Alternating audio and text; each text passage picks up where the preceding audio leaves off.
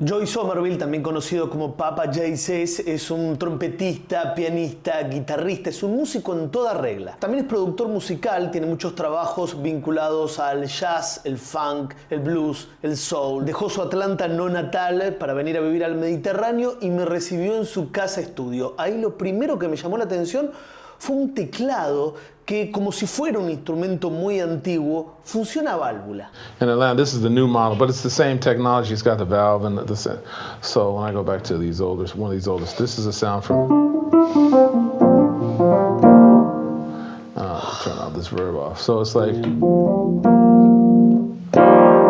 when you dig in, you can. So into it.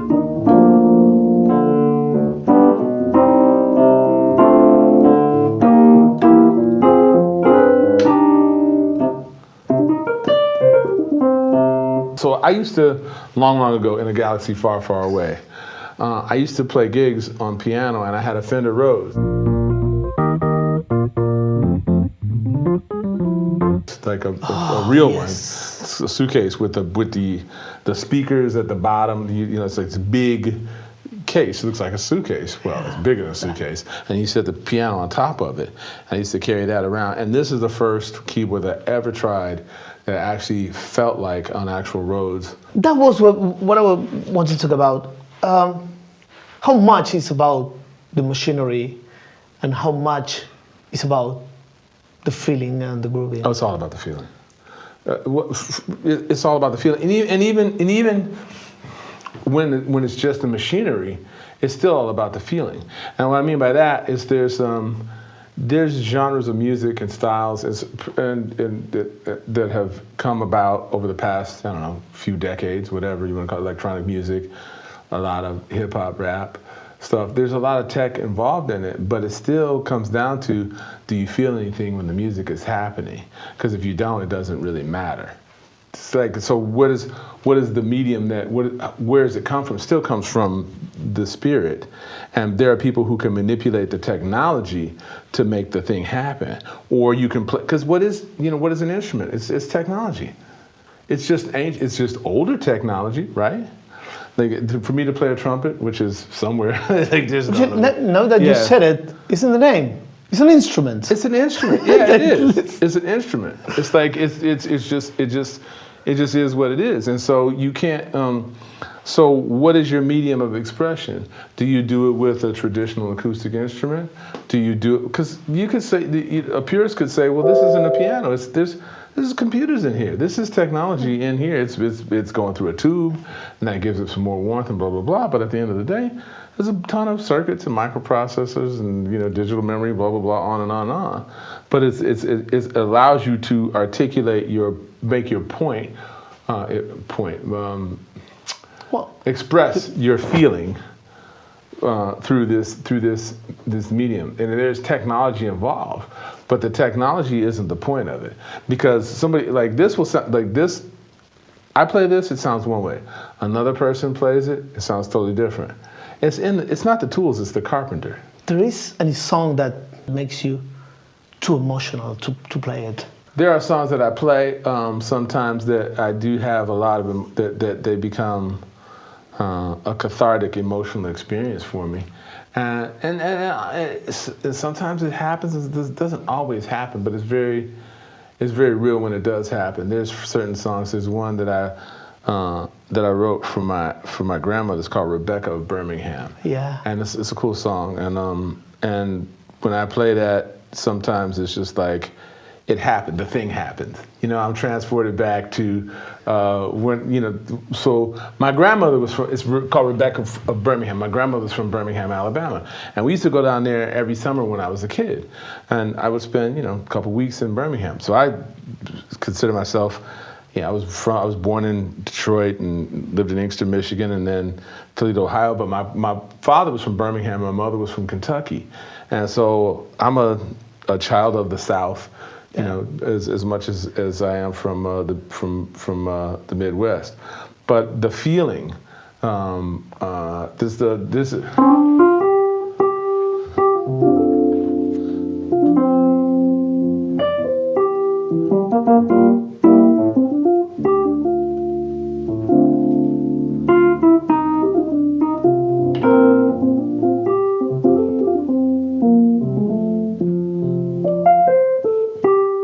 So that is what it feels like. Like it's a really.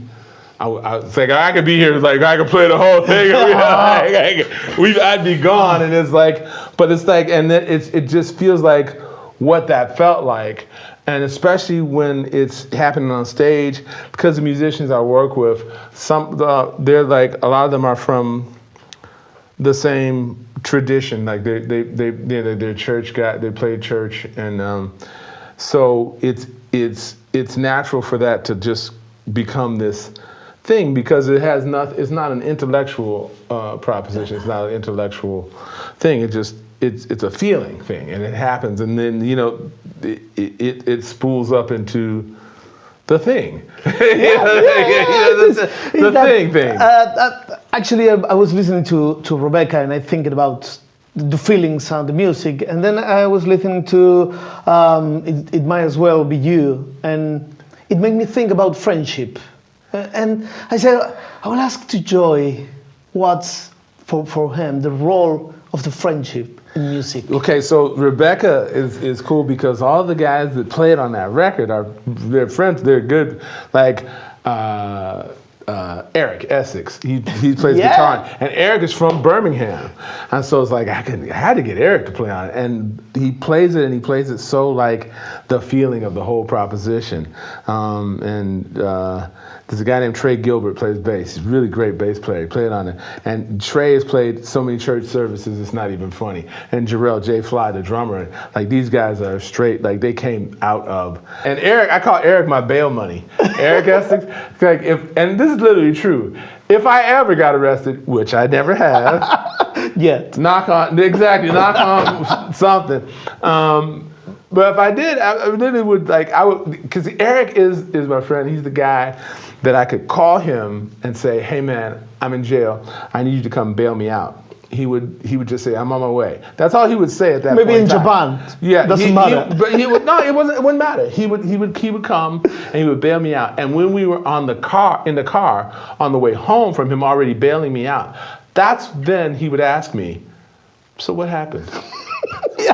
He wouldn't. I'm like literally. I'm sure that he would not ask me when I called him. He'd just come and get me out. And after he got me out, then it would be like, well, what happened? I killed somebody. Okay, are you fine? Yeah. You're right. Yeah, that's it. That's my bail money. Yeah. Okay, that's fair enough. Yeah. So you all started in church, but the jump from the church to jazz. It's quite big. It's not. No, it's not. You would be. It seems like it, but it's not really, because music is a very spiritual proposition, and when it's happening, when it's really happening, there's no difference in the feeling. You get the same feeling like you go to a church service, particularly in a Kojic or Baptist or Southern, the Southern U.S., a black church, and that's not just black. There's Pentecostal white. There's church is the most segregated place in America, though. But we won't even get into all that part of it. That's right. But it is the same thing. I assure you that the feeling that when the church service is lifted and people are like dancing around like, oh yeah, it's the same thing that happens in the club when you have the music happening and it's bumping and you got the club lifted. That's the same feeling, and it's the same spiritual energy that happens. So when you say there's a big jump, not really. Because you can hear the same thing with a jazz saxophone or trumpet, whatever, when they're really wailing, and a gospel singer when he or she is really going in, and the whole thing is lifted. The feeling's the same. It's not. We're talking about details of is it a ninth chord, is it a seventh chord, or whatever? Yeah. Well, jazz. I will admit that jazz can be more cerebral in certain contexts and certain forms, but if you listen to like good, like Duke Ellington said, there's only two kinds of music: good music and bad music. It's like, Yeah. and I agree with it wholeheartedly. That is no truer statement has ever been made. Like, so when you listen to jazz musicians, some of the stuff is really complicated and it's very deep and cerebral, and it's like, and some of it is very simple. And sometimes those two, to me, the best, my favorite jazz musicians are the ones who come back and forth. Like they're going in and it's like, oh wow, that's so deep. But then when they're really trying to make you feel something, they know, like there's, Wayne Shorter is like that. Wayne Shorter, like a great sax player, you know, Hall of Fame, legendary sax player.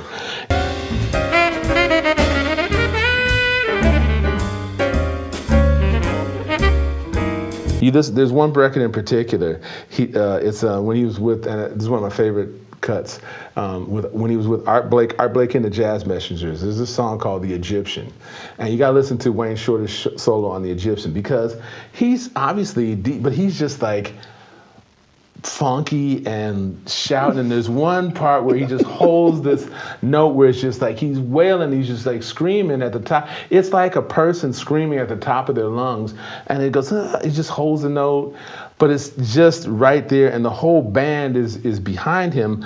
That's the cool thing about jazz, is like there's a dialogue, because there's no chart that says these are the exact notes you play. There's a suggestion of here's the song, here's the form, here is the basic harmonic structure. Do with it as you will, and then there's this communication that happens between the musicians.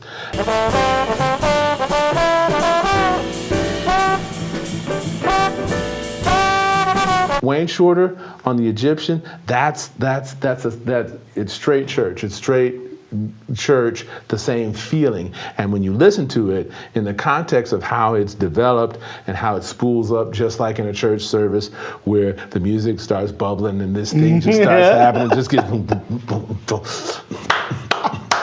and it just starts going up and up and up and up from there. And it's the same thing, man. It's the same thing. You were talking about that, and I couldn't agree more that there's good music and bad music. That's the two real genre of the music. Yes. Some artists that I know that because you got on Spotify, like Gary Clark Jr. and Wolfpack. Oh, yeah. And they're doing quite good, but they're great. So great, yeah. That made me think it might be that near in the future, great music will be pop music again? Great music there's always been a home for great music. I was in Valencia last night, and I went up to see a guy named Fantastic Negrito. Incredible show. Stand in the line, wait for your turn. This guy is like, if he's anywhere near you and you can go to the show, I will. Go. Like, go. You'll thank me. I mean, but it's not popular, right? Yes, well, okay. Is he not popular? Define it. So this guy's touring the world, and he does shows, and he was in a club in Valencia. This guy's from Oakland, California. But there were 300 people in that club last night. The club was packed. That's the capacity of the club. He was in Madrid and Barcelona, and he's like 24, I don't know how many cities. It's niche. It isn't popular like does everybody in the country know? But that doesn't even happen anymore. There's very few people who are popular, and even the ones who are popular, they don't occupy everyone's mind. Like Taylor Swift is popular, but do you know any Taylor Swift songs? Not really. Yeah, that's right. I don't either. I know who she is because she's on this, that, and the other, but is Taylor Swift part of my conscious world? No. Who doesn't know about No, but there's a lot of, it's really boutique and it's very niche, and the people that with Fantastic Negrito, the people who are fans of his are really fans of his. Like they will like, oh no, we like, and he's a great artist. I mean, like, just a real artist. You look at, see his whole story, read his whole story, the background. It's sincere. It's very real. This guy is not pretending to be. He's not an artificial construct. This is really this guy bearing his soul artistically, creatively. He's a great singer, great musician, writes great band, incredible stage presence, a great show. There's always room for that. You will have an audience. He's not hurting for an audience. He never will be, because he's giving the people value. He's giving them really valuable, special, boutique stuff. Nobody else sounds like this guy. Nobody. If you get it, you get it. If you don't, you don't. But if you ever hear it live, I think even the people that didn't get it, they'll see him like, okay, I get it. Yeah, seriously, this guy, he's the truth. He's just the truth. Yeah. So you see these people, that's great, and makes you feel some fear. Musically speaking, you are afraid of something, maybe repeat yourself too much, or maybe lose the feeling or something like that? At this point in the game, no. Nah. No, it's like, you know,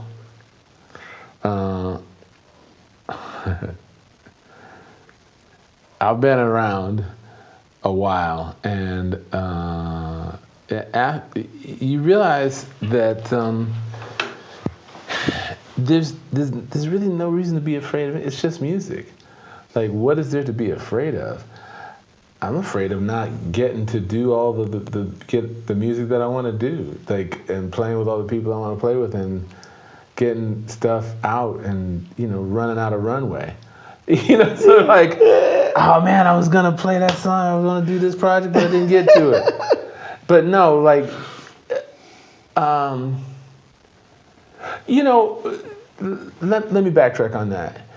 Sure, there are times when that creeps into my head, like, I don't know, maybe should I do this? I don't know if my audience is gonna like this. And then I go like, well, you know, if it's sincere and it's honest and it's real expression, then you do it. Either they get it or they don't. But what's the cost of not doing it? Like, I think the cost of not doing it is if you're inspired to do something, I think it's better to do it than not do it and let the chips fall where they may. I mean, somebody's gonna like it and somebody's not. And you try to be, and that's in context. So I play, and particularly in a live situation. I'm at a jazz festival, and it's outdoors on a beautiful sunny day. Do you really want to hear this introspective ballad that I've written? Yeah. You know, is it time for me to play? Like, I just did a festival I was in Florida, the Gulf Coast Jazz Festival. I was with my friends. This is a Southern gentleman. Eric was one of them, and okay. Michael Ward from New Orleans, and we played. It's like, I don't know, several thousand people at this outdoor festival. And Eric played on Rebecca. Like, I love that song. But when you're out partying at this festival, do you really want me to play a song that I'm thinking about my grandmother and, you know, no, that's probably not what you want. That's not that. I'm not serving the moment. Like, what is it? Because I'm playing for and to the audience. I'm playing for myself. Let me be clear. I'm selfish. Like, I'm going to have a good time. But I want you to have a good time, too. I really do. And in that context, it's almost like that whole, like, doing to others as you would have done unto you. I'm coming out to a festival. It's outdoors. It's like, you know, the sun's going down. It's cool. Like, I'm having a good time. You know, we're partying, blah, blah, blah.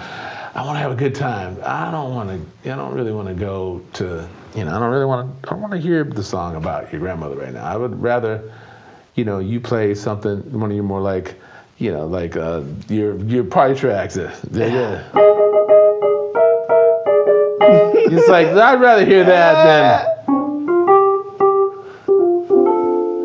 Yeah, maybe fantastic, but. Yeah, that's a great song, but let's party. Let's have some fun. Okay. That was what brings you here to Spain. That idea that what's the cost of not doing it? Well, yeah, and so exactly. What's the cost of not doing it? And we made the calculation. It's like, I came to Mallorca, loved it. Played in Mallorca. It was great. It was the coolest place. I had my show and I had this all-star jam session. We were supposed to be there for a week. I called Delta Airlines before, like 2 days before we were supposed to go back, like, how much is it gonna cost? I said, what? Like, for me to stay an extra 3 days? Like, cause I'm not leaving. She said, can't go, I can't go. Like, I didn't want to leave. I just, every time I turned around, it's like, oh, that's so cool. Oh, this is great. Oh, wow, I've never seen it. Cause you have, and when we have it around here in Costa Blanca, you have like mountains, you have rocky cliffs, you have beaches, you have rolling meadows, you have great roads, you have great food, you have great architecture. I was just in Valencia last night and today. We're in the old section of town. It's incredibly beautiful. You can just walk and just keep walking. Every time you turn a corner, something else is cool. Yeah. Something else is cool. So for me, and I realized for what I do, from a production perspective and from a performing perspective, it doesn't matter where I live. It really doesn't. I work with artists that I'm producing. We're sending stuff back and forth. I go back to the studio. I go to whatever studio to record them. I bring stuff back here. I deal with it here. They do overdubs, or I go and do the overdubs with them. One of the artists that I'm producing is coming here in a couple weeks to work with me. It's from the States, and he's happy. He's like, I bet. Okay, do you want to come to my studio in Atlanta, or do you want to come to my studio on the coast of the Mediterranean in Spain? Yeah, I'll go to Spain. I have a cassette recorder. That doesn't matter. Yeah, that doesn't matter, right? Yeah. I love being here. I have no regrets about the decision to come to Spain. Spain owes me nothing. It's just been great. It's been great. Still is. Yeah. And you will play in Spain. Yeah. So Teulada in at the Auditorio. Yeah, in March. And so I got a show there March 15th at the Auditorio in Teulada. Which is a beautiful venue, man. Amazing. It's like, I forgot the architect's name, and forgive me, he's a renowned Spanish architect who did the design for it, and it's just incredibly well done. It sits at the top of the hill above the whole old town of Teulada. You can see the coast from there, and you can go out the other side and you see the mountains behind it, and it's just a beautiful, beautiful venue, beautiful acoustics. Got an 8-foot Steinway Grand. I played it. It's like,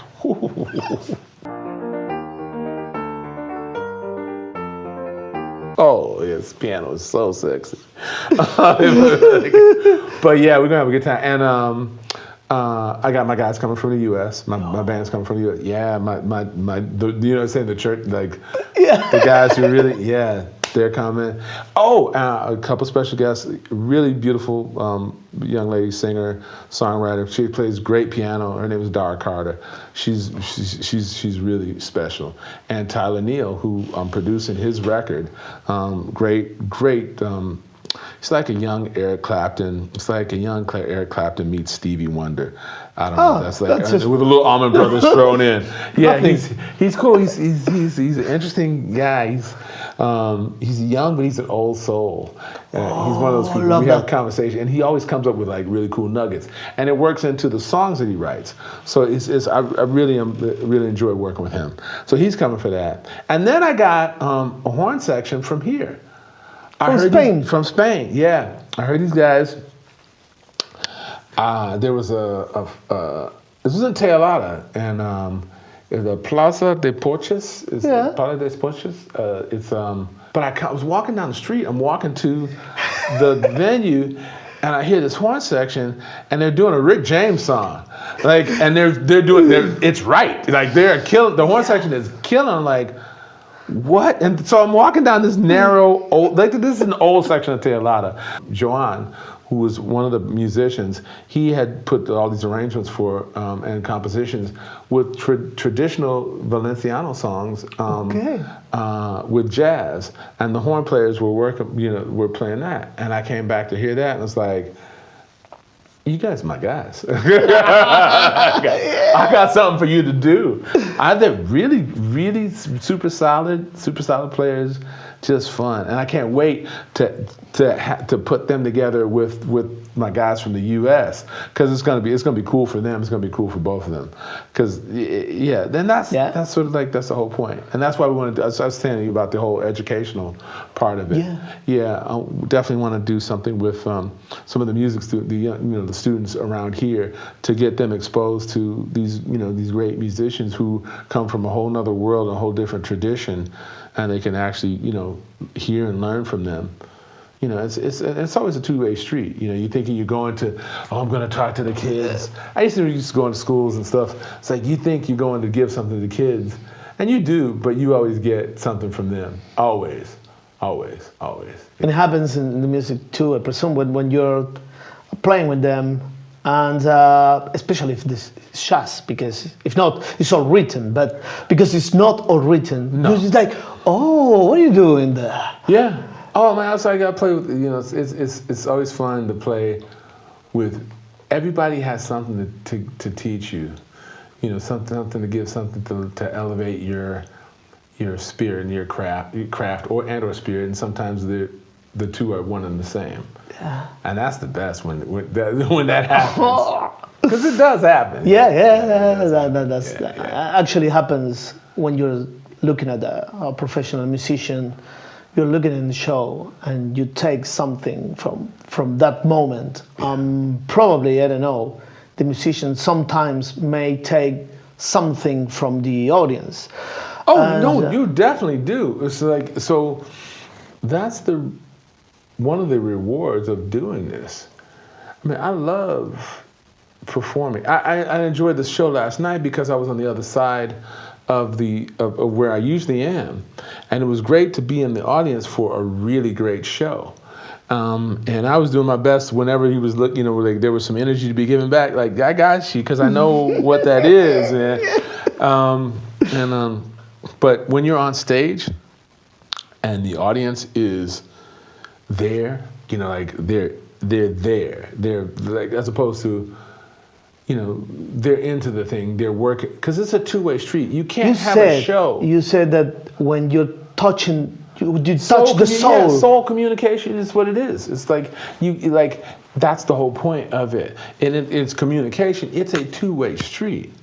Like, if I'm just blah, blah, blah, blah, blah, blah, it's not a conversation. I'm just like giving a speech. Do you remember a case when you see somebody in the audience, maybe you were young, you see somebody in the audience, that was emotional about what you were doing, you said, oh, I will do music for the rest of my life? Well, so when I was a kid, I grew up playing in church. And when I was young, which was a good while ago, I grew up in a relatively conservative Baptist church. It was like not a really like, there was no drum set in the church. Okay. There was just like a piano and an organ. That was it. You had piano or organ. Which are we gonna play? So no guitars. No. There's no guitars. So when I started playing trumpet in the school band, and I was really taken more seriously. And so then I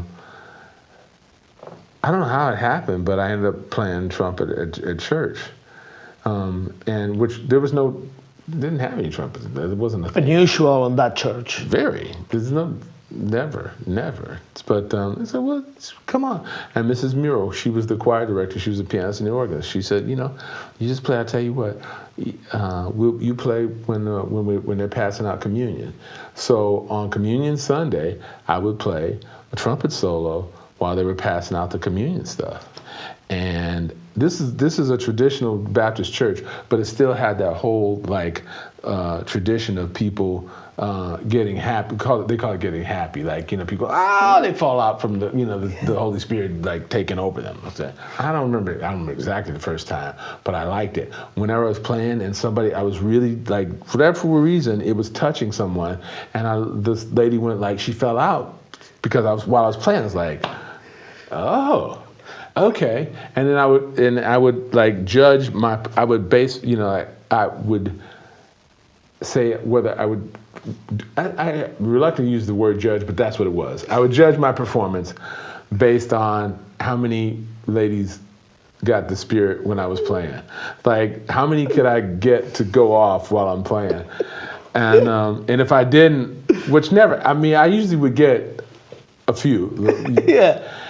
And that was where I started realizing the whole concept of being able to touch people musically and play music. So Mrs. Mural, who was a great singer and a great player, there was nothing flashy about what she did, but you could feel what she was playing. You could feel it, and that's always been my whole point of what I've played. It's like, I want you to feel what I'm playing. I want to, like, whether we're playing something like Rebecca, where it's, you know, this real deep, like, yeah, that kind of thing, or it's a party track where I'm trying to get you so hype that you're just like, yeah. Yes, I gotta jump and dance. I want you to feel something. And that's the whole point. But I learned that the concept of how that feeling of it, how it feels, and I can't, there's no way to, I can't tell you anybody how to do it. I can't explain how to do it. I don't know. It's like, if you do this, then that. I don't know. Well, people, all different. Yeah, you just feel it. It's just like a thing. You channel it. And it's really getting out, it becomes a very much a spiritual thing. And that's the whole, going back to the whole craft of craft versus, not versus, but craft and artistry and what have you. The whole point of practicing and the craft is so that gets out of the way. Like, you're not worrying about how to do it, you can just do it. And so then when you're actually in the heat of battle, poor analogy, but when you're in the heat of the moment, you're not thinking about what you're doing. Because when it's happening, you're just doing it, and you can get out of the way, and this whole energy and musicality and spirit can flow through you, because you're really a vessel for that whole channeling of this energy and spirit that goes through you, touches the people that you're playing for, and circles back through you, and you can feel it coming back at you. Like, you feel it. You don't. It's not an intellectual thing. It's not about thinking. It's no, about feeling. Man. No. You think that's not fun. You know, like, why are we doing that? So boring. It could be an accountant. Yeah, they would pay me more. Yeah, exactly. Like, no, that's not what we're supposed to be doing right now. We're supposed to be playing. The thinking, you do the thinking beforehand. The practice, the rehearsal, the figuring that stuff out, and then in the moment you're able to, you get into the flow state, and you're able to just play music. They call it playing music. They don't call it working music. Yeah, it's playing. Playing, it's playing. And nobody comes to see you work. They come to see you play. Yeah, that's right. Who's gonna pay money to watch you work at music? So boring. I thought, yeah. Somebody's gonna get what you want, child. They might as well